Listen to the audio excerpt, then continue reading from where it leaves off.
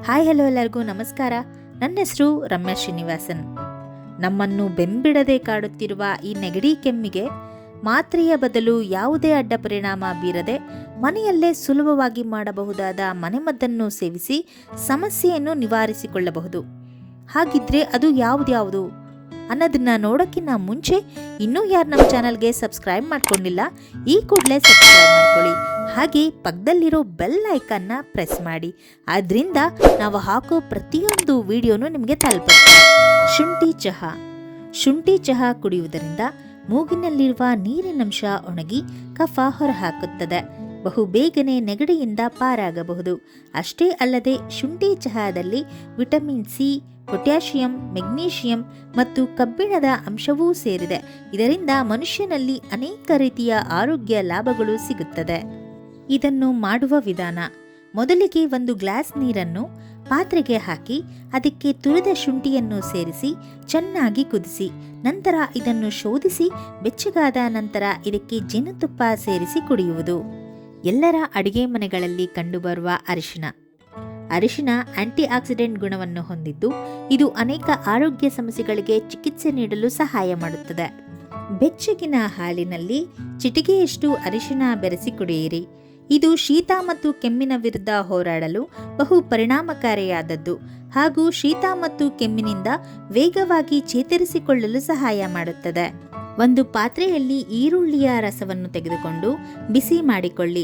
ಬಳಿಕ ಇದಕ್ಕೆ ಬೆಳ್ಳುಳ್ಳಿಯ 1-2 ಎಸಳನ್ನು ಜಜ್ಜಿ ಅದಕ್ಕೆ ಸೇರಿಸಿಕೊಂಡು ಚೆನ್ನಾಗಿ ಕುದಿಸಿಕೊಳ್ಳಿ. ನಂತರ ಇದಕ್ಕೆ 1 ಗ್ಲಾಸ್ ನೀರು ಹಾಕಿ ಮತ್ತೆ ಕುದಿಸಿಕೊಳ್ಳಿ. ನಂತರ ಶೋಧಿಸಿ ಬೆಚ್ಚಗಾದ ಮೇಲೆ ಜೇನುತುಪ್ಪ ಸೇರಿಸಿ ಚೆನ್ನಾಗಿ ಕಲಸಿ ಕುಡಿಯಿರಿ. ಇದನ್ನು ದಿನಕ್ಕೆ 2 ಬಾರಿ ಸೇವಿಸುತ್ತಾ ಬಂದರೆ ಕೆಮ್ಮಿನ ಸಮಸ್ಯೆ ಕೂಡಲೇ ಕಡಿಮೆಯಾಗುತ್ತಾ ಬರುತ್ತದೆ. ಉಪ್ಪು ನೀರು ಮುಕ್ಕಳಿಸುವುದು: ಇದನ್ನು ಹಳೆ ಕಾಲದ ಥೆರಪಿ ಎಂದೇ ಕರೆಯುತ್ತಾರೆ. ಕೆಮ್ಮು, ಶೀತ, ಗಂಟಲು ನೋವು ಹೋಗಲಾಡಿಸಲು ಬೆಚ್ಚಗಿನ ನೀರಿನಲ್ಲಿ ಸ್ವಲ್ಪ ಉಪ್ಪು ಮತ್ತು ಅರಿಶಿನ ಸೇರಿಸಿ ಮುಕ್ಕಳಿಸುವುದು ಪರಿಣಾಮಕಾರಿಯಾಗಿದೆ. ಒಂದು ಪಾತ್ರೆಗೆ ತುಳಸಿ ಎಲೆ ಮತ್ತು ದೊಡ್ಡಪತ್ರೆ ಎಲೆ ಹಾಗೂ ಚಕ್ಕೆ, ಲವಂಗ, ಸ್ವಲ್ಪ ಶುಂಠಿ, ಉಪ್ಪು, ನೀರು ಸೇರಿಸಿ ಚೆನ್ನಾಗಿ ಕುದಿಸಿ ಶೋಧಿಸಿ ಬೆಚ್ಚಗಾದ ನಂತರ ಸೇವಿಸಿ.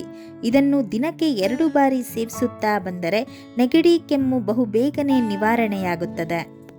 ಸ್ವಲ್ಪ ಚಕ್ಕೆ ಮತ್ತು ಲವಂಗ ತೆಗೆದುಕೊಂಡು ಚೆನ್ನಾಗಿ ಪುಡಿ ಮಾಡಿಟ್ಟುಕೊಂಡು ಆಗಾಗ್ಗೆ ಜೇನುತುಪ್ಪದೊಂದಿಗೆ ಮಿಶ್ರ ಮಾಡಿ ನೆಕ್ಕುತ್ತಾ ಬಂದರೆ ಬಹುಬೇಗನೆ ಕೆಮ್ಮು ನೆಗಡಿ ಕಡಿಮೆಯಾಗುತ್ತದೆ. ಸ್ವಲ್ಪ ಕಾಳು ಮೆಣಸನ್ನು ನೀರಿನಲ್ಲಿ ಚೆನ್ನಾಗಿ ಕುದಿಸಿ ಶೋಧಿಸಿ ಬೆಚ್ಚಗಾದ ನಂತರ ಕುಡಿಯುವುದರಿಂದ ಶೀತ ಮತ್ತು ಕೆಮ್ಮನ್ನು ತಡೆಯುತ್ತದೆ ಹಾಗೂ ರೋಗ ನಿರೋಧಕ ಶಕ್ತಿಯನ್ನು ಹೆಚ್ಚಿಸಿಕೊಳ್ಳಬಹುದು.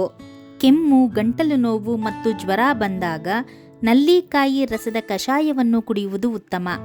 ನಲ್ಲಿಕಾಯಿಯಲ್ಲಿರುವ ಆಂಟಿ ಆಕ್ಸಿಡೆಂಟ್ಗಳು ದೇಹದ ಪ್ರತಿರಕ್ಷೆಯನ್ನು ಹೆಚ್ಚಿಸುತ್ತದೆ ಹಾಗೂ ಇದರಲ್ಲಿರುವ ವಿಟಮಿನ್ ಸಿ ದೇಹದ ರಕ್ತ ಪರಿಚಲನೆ ಸುಧಾರಿಸುತ್ತದೆ. ಸ್ವಲ್ಪ ತುಳಸಿ, ದೊಡ್ಡಪತ್ರೆ, ಕಲ್ಲು ಉಪ್ಪು, ಲವಂಗ, ಸ್ವಲ್ಪ ಜೇನುತುಪ್ಪ ಸೇರಿಸಿ ಒಂದು ವೀಳ್ಯದೆಲೆಯಲ್ಲಿಟ್ಟು ಮಡಸಿ ಅದನ್ನು ಅಗೆದು ರಸವನ್ನು ನುಂಗಬೇಕು.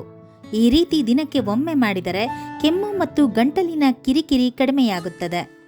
ನೆಗಡಿ ಕೆಮ್ಮಿನ ಜೊತೆಗೆ ಗಂಟಲು ನೋಯುತ್ತಿದ್ದರೆ ಉಗುರು ಬೆಚ್ಚಗಿನ ನೀರನ್ನು ಕುಡಿಯಿರಿ. ಬೆಚ್ಚಗಿನ ನೀರು ಗಂಟಲಿನಲ್ಲಿ ಉರಿಯೂತವನ್ನು ಕಡಿಮೆ ಮಾಡುತ್ತದೆ, ಹಾಗೆಯೇ ಸೋಂಕನ್ನು ಕೂಡ ಹೋಗಲಾಡಿಸಲು ಸಹಾಯ ಮಾಡುತ್ತದೆ. ನೋಡಿದ್ರಲ್ವಾ ಸ್ನೇಹಿತರೆ, ಮನೆಮದ್ದನ್ನು ಮಾಡಿಕೊಂಡು ಯಾವ ರೀತಿಯಾಗಿ ನಾವು ನೆಗಡಿ ಕೆಮ್ಮನ್ನು ದೂರ ಇಟ್ಬೋದು ಅಂತ. ಈ ವಿಡಿಯೋ ನಿಮ್ಗೆ ಇಷ್ಟ ಆಯಿತು ಅಂತ ನಾನು ಭಾವಿಸ್ತೀನಿ. ಇದ್ರ ಜೊತೆಗೆ ಪ್ಲೀಸ್ ಲೈಕ್ ಮಾಡಿ, ಪ್ರತಿಯೊಬ್ಬರಿಗೂ ಈ ವಿಡಿಯೋನ ಶೇರ್ ಮಾಡಿ. ಧನ್ಯವಾದಗಳು.